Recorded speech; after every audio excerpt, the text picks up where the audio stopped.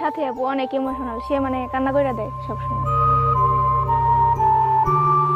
যে আমাদের একটা ইসলামিক দৃষ্টিকোণ থেকে গান গাওয়া তো আসলে জায়েজ না। পরিচিতি লাভ করার একটা লোভ তৈরি হয়ে গেছে তখন, প্রথম যখন ভাইরাল হয়ে যায়। কিন্তু প্রথম যখন করছি, গান গাওয়া শুরু করছি, তখন তার ইচ্ছে ছিল না এরকম ভাইরাল হওয়ার, ওই নিয়তেও করি নাই, ওই সময় এগুলো বুঝিও নাই, শুরু করে দিছি। এখন হয়ে গেছি, এখন মানে অনেকবার চাইছি গানটা ছেড়ে দিতে, অনেকবারই চাইতাম। ইভেন এই তো মাস চারেক তিনেক আগেও চাইতাম না যে গানটা কন্টিনিউ করার, এটা দিয়ে কোনো ক্যারিয়ার করার ইচ্ছা ছিল না। ওই যে টাকার একটা ব্যাপার আছে না, অনেক মানুষের কাছ থেকে অনেক মানে ছোট হয়েছি। ব্যাপারটা হচ্ছে কি ভাইয়া জানেন, যে গান নিয়ে আমাদের ক্যারিয়ার করার কখনো ইচ্ছা ছিল না, বা আমাদের ফ্যামিলিটা একটু কনজারভেটিভ। তবে আপনারা তো অলরেডি সবাই জানে যে ফার্স্টে আমার একটা ডিভোর্স হয়েছিল, আমার একটা মেয়ে আছে। আমি যখন ব্যাক করি তখন আমি একদম শূন্য হাত। আমি যখন ইন্টার ফার্স্ট ইয়ারে পড়ি, আমার তখন বয়স 17 বছর, তখন আমার বিয়ে হয়। আমি আমার বিয়ের 4.5 মাস পরেই কনসিভ করি। দেন 1 বছর কিছুদিন পরেই আর কি, আমার 1 বছর 3 মাসের মাথায় আমার বাচ্চাটা হয় বিয়ের। তো ওখান থেকে একটা পারিবারিক ঝামেলার কারণে হচ্ছে আমি ডিভোর্স হয়ে যায়, চলে আসি বাসায়। একদম ফাঁকা ছিলাম আমি, আমার সন্তানের মানে দুধ কেনার টাকাও ছিল না।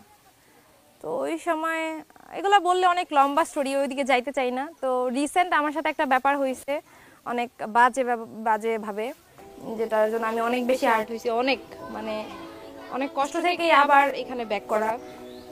সেটা হচ্ছে আমার মেয়ের বাবা, যে সে প্রায় সময় আসে আমার।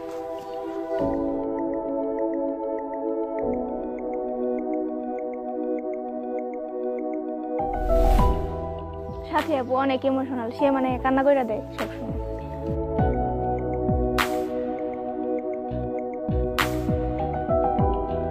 আমার মেয়ের বাবা ওরে দেখতে আসে, আসার পর আমার মেয়ে তো মাশাআল্লাহ অনেক বড় হয়ে গেছে, এখন 8 বছর, ক্লাস 4-এ উঠছে এবার। তো দেখতে আসার পরে আমি আবার অনেক কেমন মানে আমি আমার মেয়ের হাবিজাবি, ওই যে বাজারে গেলে বাচ্চারা মজা অনেক কিছু কিনে খায় না, আমি এগুলা মানে খেতে দিই না। মানে টাকা থাকলেও হচ্ছে আমি কিনে দিই না এগুলা, আমি ছোটবেলা থেকে একটু হেলথ কনসিয়াস।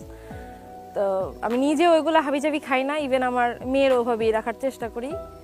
তো এখন তো একটু বড় হয়েছে, তো বাবা আসছে, খুব আবদার করছে আর কি বাবার কাছে যে আমার অনেক কিছু লাগবে। বাবা কি যেন ও নোট করছে ওর ডায়েরিতে, স্কুলের ডায়েরি, ওটাতে ও নোট করে ওর বাবা আসছে পরে বাবারে ওটা দেখাইছে যে আমার এইগুলা কিনে দিবা।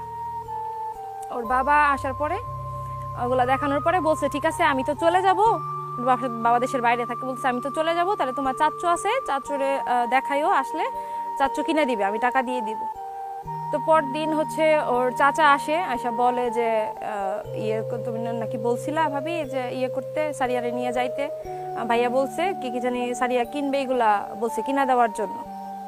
তো ঠিক আছে, রাস্তার আমরা ওদিন রওনা করি সারিয়া চাচার সাথে, আমি, আমার মেয়ে আর ওর চাচা, 3 জন রওনা করে যাচ্ছি। রাস্তায় মাঝখানে হঠাৎ করেই ওর চাচা আর কি ফোন দিছে, ওর দাদি মানে আমার মেয়ের দাদি ফোন দিছে, ফোন দিয়ে বলতেছে কি তোমরা বাসায় চলে যাও। ওর বাবা ফোন দিয়ে না করছে টাকা দেওয়ার জন্য, কোনো কিছু কিনে দিবে না। হ্যাঁ, এত কিছু। কিন্তু আমি আমার মেয়ের যখন এগুলা লিস্ট করে, আমি তখন পরে দেখছি, আমি জানতাম না আমার মেয়ে ওর বাবার কাছে কি কি আবদার করছে। তো আমি এগুলো দেখে আমার মেয়ের আমি অনেকবার না করছি যে এইগুলা কি কিনা খুব জরুরি সারিয়া, এগুলো তো কোনো কিছু জরুরি না। এখন মেয়ে বাবার কাছে আবদার করছে, এখন ওর বাবা বলছে কিনে দিবে, সেখানে আমার আর কি মানে আমি একটু ইমোশনাল হয়েই পরে আর কি গেলাম। যেহেতু ওর বাবা নাই, আমি ওর বাবার সামনে যাই না, যেহেতু নাই এই জন্য ভাবলাম যে তাহলে কিনে দেওয়াই যায়, থাক, আমার মেয়েটার মনটা না ভাঙি, এত আশা করছে বাবা কিনে দিবে এই জন্য।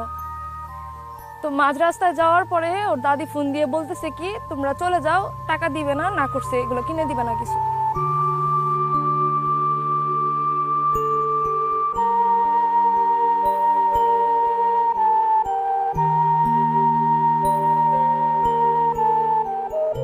আমার মেয়ের সাথে সাথে মানে আমার এই যে ভিডিও কল ছিল, লাউড দেওয়া ছিল, আমার মেয়ে কথাটা শুনে একদম, যদি ওর চেহারাটা আপনি দেখতেন, এত আশা করে বাসা থেকে আমি বকাঝকা করছি, তারপরেও এত আশা করে আসছে, এত কিছু কিনা দিবে। তো সব সময় ওরা বুঝাই দিছে না, টাকা অনেক প্রয়োজন লাইফে, টাকা না হলে কিছু না। পরে আমি আমার মেয়েরে নিয়ে যাই, দেন আমি আমার সাধ্যের মধ্যে যা যা ওরা কিনা দেওয়া লাগে। কিন্তু আমার ওই সময় মনে হয়েছে যে টাকা লাইফে অনেক বেশি প্রয়োজন।